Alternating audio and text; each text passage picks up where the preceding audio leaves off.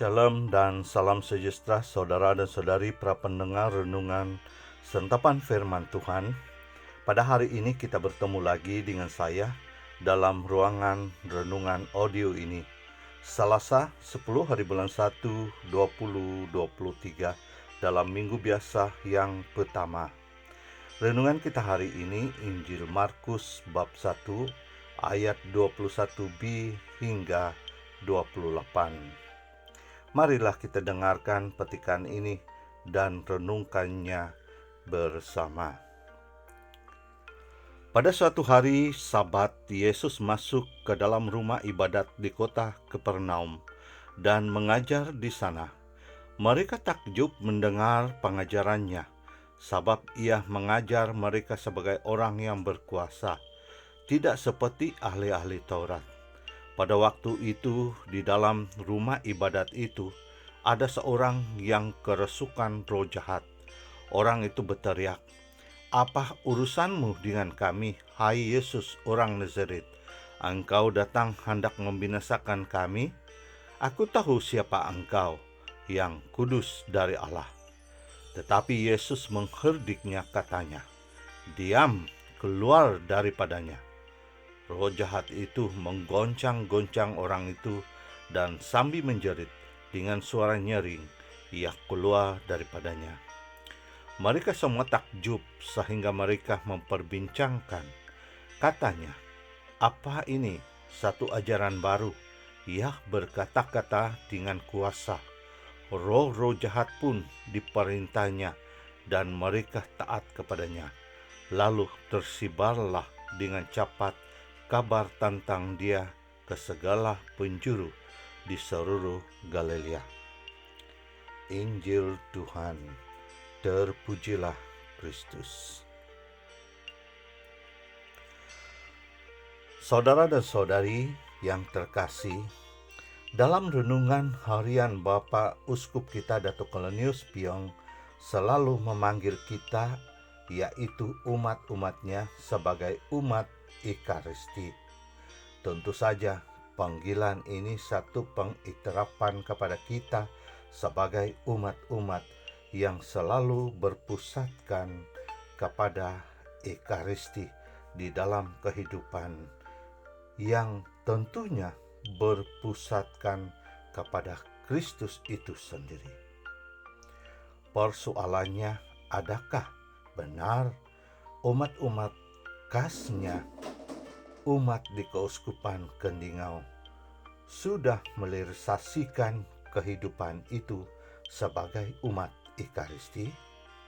Saya rasa tidak, malahan nilai-nilai kekristenan itu sendiri belum diterapkan di sebahagian suku umat Kristen itu sendiri.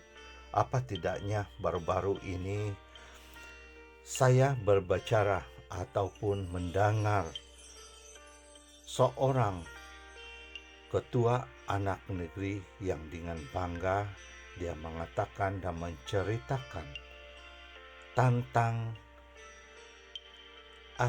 cara-cara ataupun adat istiadat bertunang di suatu tempat di daerah Kendingau, di mana si lelaki boleh membawa dan hidup bersama setelah membayar berian pada masa itu. Saudara dan saudari, mari kita renungkan, apa untungnya amalan adat sedemikian bagi komuniti itu atau kaum itu. Malahan bukan saja ia menjadi penghalang kepada ajaran gereja kita, malahan amalan itu adalah sesuatu amalan yang tiada pun kebaikan atau keuntungan bagi masyarakat itu sendiri. Bukan itu saja, malahan ada di beberapa tempat sekarang ini kita mendengar dan melihat ada belia yang tiada apa-apa sama ada pertunangan atau apa-apa yang berkaitan, sudah tinggal bersama seperti suami istri. Dan yang peliknya, ibu bapa mendiamkan, membisu. Begitu juga dengan ketua kampung atau ketua anak negeri itu sendiri. Biarpun orang-orang kampung sudah mula membuat bising tentang hal itu. Namun, mereka tidak mengambil indah saja. Saudara dan saudari yang terkasih, benarlah apa yang kita dengar di dalam pembacaan Injil yang kita dengar sebentar tadi. Bukan saja setan itu hadir di luar sana, terutama kepada orang-orang yang tidak percaya kepada Tuhan Yesus, tetapi ia juga hadir di dalam kalangan umat Katolik itu sendiri. Saudara dan saudari sekalian, terutama bagi pengamal dan pendukung adat istiadat, ambillah lentikan dan tugasan itu sebagai kesempatan bersaksi bagi Kristus dalam bidang yang diceburi. Saudara dan saudari yang dikasihi, bukan itu saja,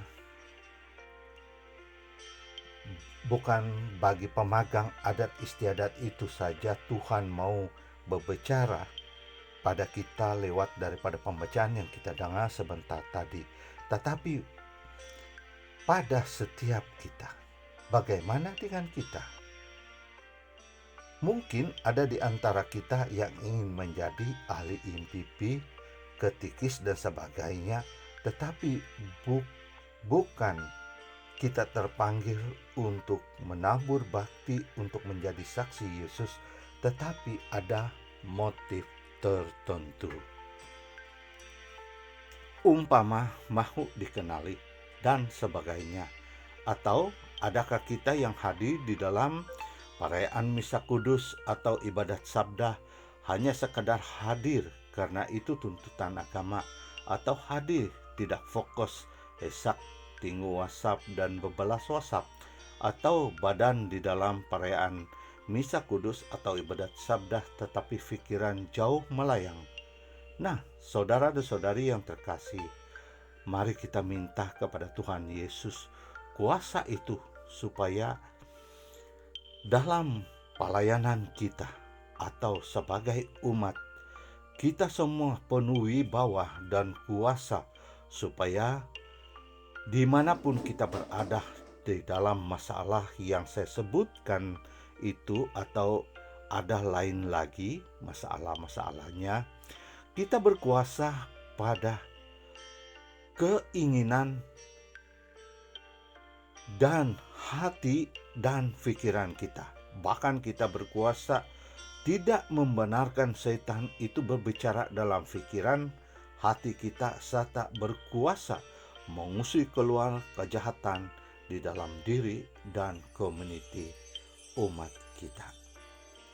Kita mampu karena dari pembaptisan kita telah diangkat oleh Tuhan sebagai adik-adik Tuhan Yesus.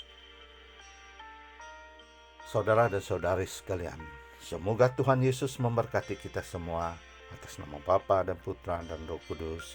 Amin.